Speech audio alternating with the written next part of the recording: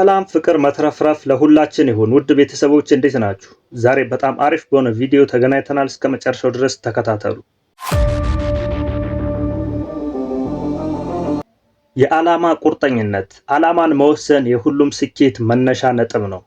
ግብህ ምን እንደሆነ እና ምን እንደምትፈልግ ማወቅህ በስኬት አሳቢነት ይሞላሃል፣ ከውድቀት ይጠብቅሃል። ያ የሚሆነው ግን ህልም ሲኖርህ ዓላማ ስትይዝ ነው። የራስን ህልም አውጣ፣ ዓላማህን አስቀምጥ፣ ህልም ይኑርህ።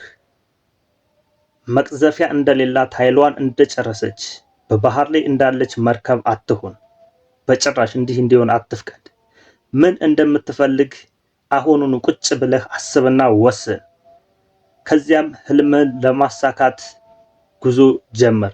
ለህልሜ ይጠቅማል የምትለውን ማንኛውንም ነገር አድርግ።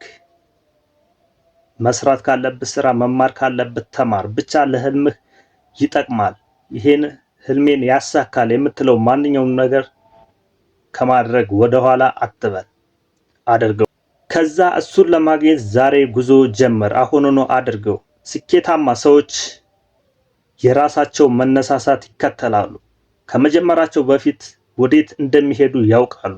ህልምና ፍላጎት በሌላቸው ሰዎች ከፍ ብዬ ከምኖር ህልም ካላቸው ሰዎች ዝቅ ብዬ ብኖር እመርጣለሁ ብሏል ደራሲው። ስለዚህ እነሆ እድል ከፊትህ ሸቀጦቿን ዘርግታለች። ወደፊት ተራመድና የምትፈልገውን ምረጥ።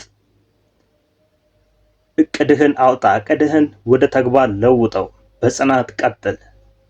ሌላውን ለስበት ህግ ተውለት። ካንተ የሚጠበቀው ማድረግ የምትችለውን ብቻ ማድረግ ነው።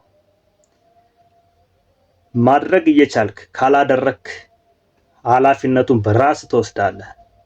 ውድ ቤተሰቦቼ፣ ፍላጎት የህይወት እኩሌታ፣ ግዴለሽነት ደግሞ የሞት እኩሌታ ነች እያልኩኝ ለዛሬ የነበረኝ ቆይታ በዚህ ጨርሳለሁ። ቀጣይ በሌላ ቪዲዮ እስክንገናኝ ድረስ ይህን ቪዲዮ ላይክ፣ ሰብስክራይብ እና ቀጣይ የሚለቀቁ አዳዲስ ቪዲዮዎች እንዲደርሷችሁ ከፈለጋችሁ ደግሞ የደውል ምልክቷን መጫን አትርሱ። ለዛሬ የነበረኝ ቆይታ ይሄን ይመስላል። እስከዛ ድረስ በያላችሁበት ሁሉ ሰላም ለእናንተ ይሁን። ቻው። ውድ ቤተሰቦች፣ ደስታና ሀዘናችንን የምንመርጣቸው ገና ከመድረሳቸው ቀድመን ነው።